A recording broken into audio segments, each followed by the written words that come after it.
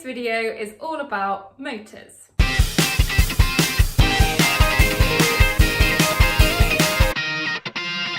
So we know from our previous video on the motor effect, if we put a current carrying conductor into a magnetic field, your conductor feels a force.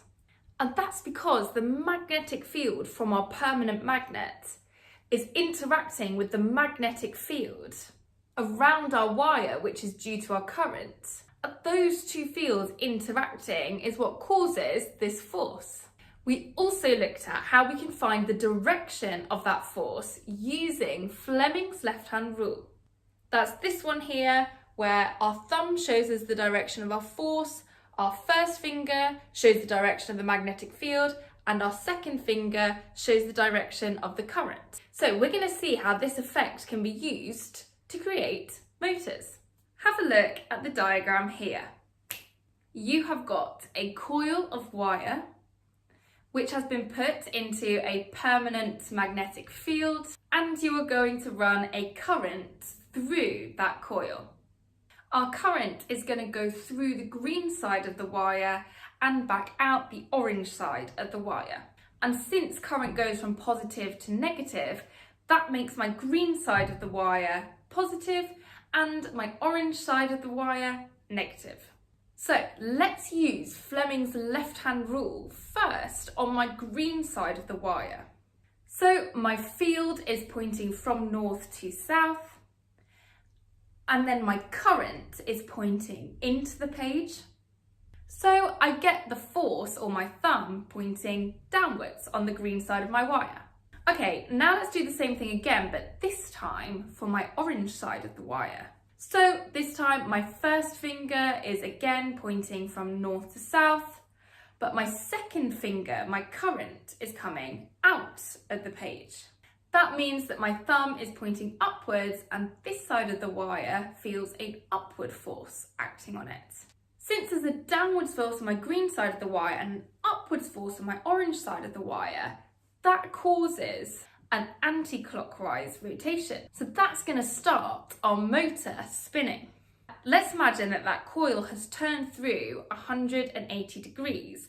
So now my diagram looks like this. My green side of the wire now on the right hand side and my orange side of the wire now on the left hand side of my diagram. And let's imagine that my current still runs through my green side of the wire and back round out on my orange side of the wire, so that my green side of the wire is positive and my orange side of the wire is negative. What forces do we get? Well, if we do Fleming's left-hand rule again, we still find that my green side of the wire has a downwards force acting on it, and my orange side of the wire has an upwards force acting on it. But this would cause my motor to flip back to the position it was before, because these two forces are now providing a clockwise turn. And we don't really want this to happen. I don't want my wire to be flipping back and forth, back and forth, back and forth, but rather to be spinning continuously in one direction. So, how am I going to achieve this? Well, when my wire is in the second position here, what I really need to happen is for the current to be flowing through my orange wire and out of my green wire. Or in other words, for my orange wire to now be connected to the positive terminal for my current and my green side of the wire to be connected to the negative terminal of my current. And I need something to help me do that. What I use is called a split ring commutator. And this split ring commutator is a metal ring that moves with the coil and brushes over the contacts so that my contacts can swap every half turn. That means that originally my green side of the wire was connected to the positive terminal, but after 180 degrees, that green side of the wire can now connect to the negative terminal, and vice versa for my orange. This ensures that the forces are always in the correct direction to keep this coil spinning anti-clockwise. So just to string all of those things together, here is my coil initially. Green is positive, orange is negative and my forces are in this direction. Then after 180 degrees, my orange is now connected to the positive side and my green is connected to the negative side, and my forces are still in this direction.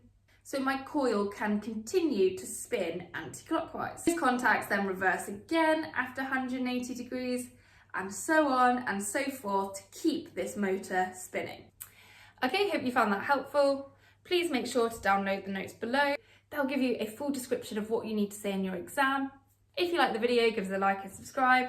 Thanks for watching.